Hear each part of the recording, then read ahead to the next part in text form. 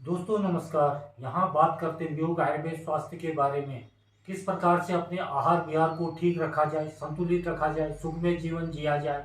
मैं डॉक्टर मनमोहन लखेड़ा आज बात करूंगा गर्भावस्था में कैसे तन मन यानी शारीरिक मानसिक रूप से कैसे देखभाल की जाए के बारे में। गर्भावस्था में तन मन की देखभाल कैसे करें। दोस्तों, आयुर्वेद शास्त्र जीवन जीने के लिए ऐसा अद्भुत अनोखा चिकित्सा शास्त्र है जिसका जितना अध्ययन किया जाए वहाँ कम ही है। दोस्तों, जैसे जैसे हम गहन अध्ययन करते जाते हैं वैसे वैसे हमारी समस्याओं का समाधान निकलता जाता है। और दोस्तों, शायद ही कोई समस्या हो जिसका समाधान इन अद्भुत पवित्र महान ग्रंथों में न हो।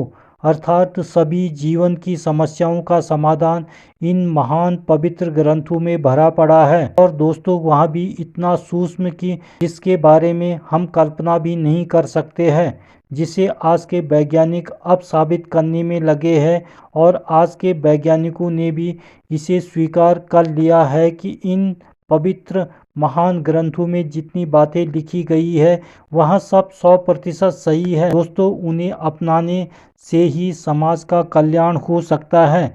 उन्हें अपनाकर ही हम जीवन में सब कुछ प्राप्त कर सकते हैं। दोस्तों, यह इतना सूक्ष्म विज्ञान है कि पैदा होने के बाद पूरे जीवन चक्र को कैसे जीना है वहाँ तो इन पवित्र ग्रंथों में लिखा है ही, लेकिन जीने से पहले अर्थात पैदा होने से पहले आप अपने संतान को जैसा सदाचारी गुणकारी बनाना चाहते हो दोस्तों वहाँ सब बना सकते हो।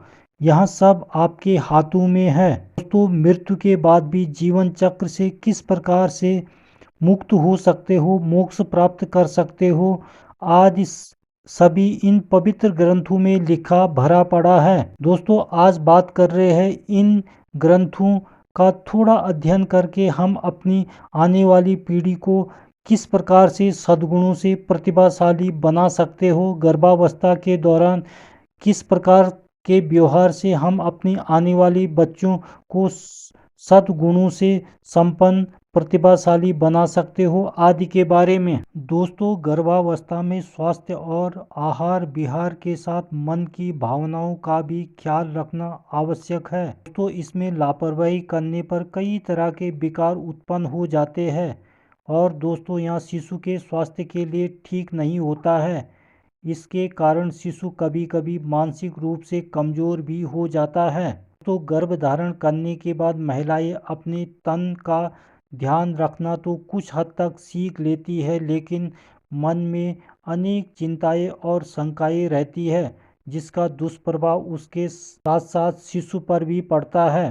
दोस्तों, गर्भावस्था में चिंता मुक्त होकर गर्भस्थ शिशु की देखभाल करना चाहिए। दोस्तों, गर्भवती स्त्री अपने तन मन को जितना अधिक प्रसन्न और आकांक्षाओं से परिपूर्ण रखती है, गर्भ में शिशु भी उसी अनुरूप बढ़ता है। कुछ बातों का ध्यान रखकर आप दोस्तों अपने शिशु को स्वस्थ तन के साथ स्वस्थ मन भी प्रदान कर सकते हैं। दोस्तों, गर्भवती स्त्री को सदा चिंता रहित और प्रफुल्लित प्रसन्न रहना चाहिए। दोस्तों, धार्मिक व आध्यात्मिक विचारों में ध्यान लगाइए और सद्विचारों को ग्रहण करिए।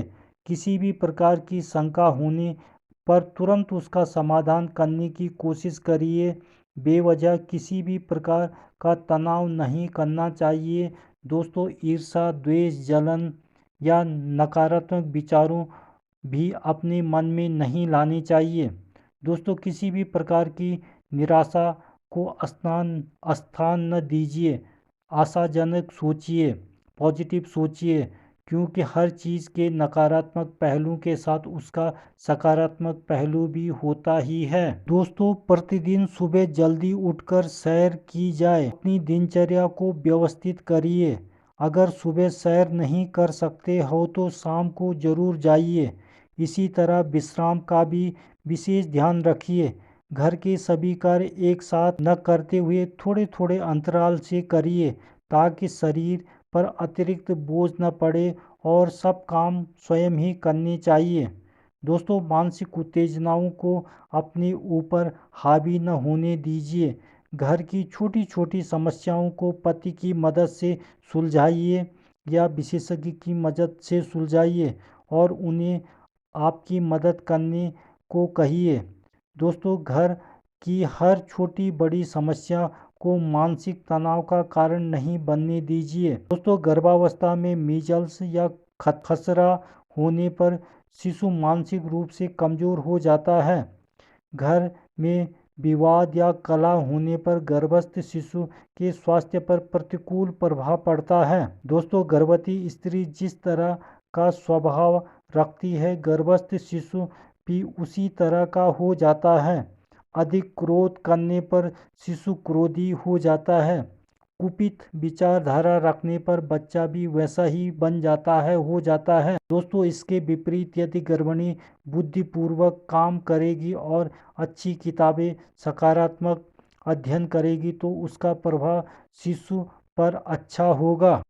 दोस्तों, गर्भावस्था ही वह समय होता है जब हम अच्छे आचार विचार और संस्कार अपनी इच्छा के अनुसार शिशु को दे सकते हैं या शिशु को जैसा चाहे बना सकते हैं। दोस्तों, जो कार्य खुद को अच्छा लगे वही करिए। मन को शांत बनाए रखिए। दोस्तों, मन में आए किसी भी प्रकार का भय या शंका को अपने पति या अच्छी सहेली या विशेषज्ञ से अवश्य बताइए ताकि उस समस्या का समाधान हो सके। दोस्तों, यदि मन किसी कार्य में नहीं लग रहा है तो मनपसंद संगीत सुनिए। दोस्तों, यह मन को प्रफुल्लित या प्रसन्न करेगा। जहाँ तक संभव हो अपने मन को संयमित और प्रसन्नचित्त रखिए। यही दोस्तों वह समय है जब आप अपने शिशु को एक बेहतर कल देने की शुरुआत कर सकते हैं। तो क्योंकि आपके आचार विचार का शिशु पर बहुत प्रभाव पड़ता है।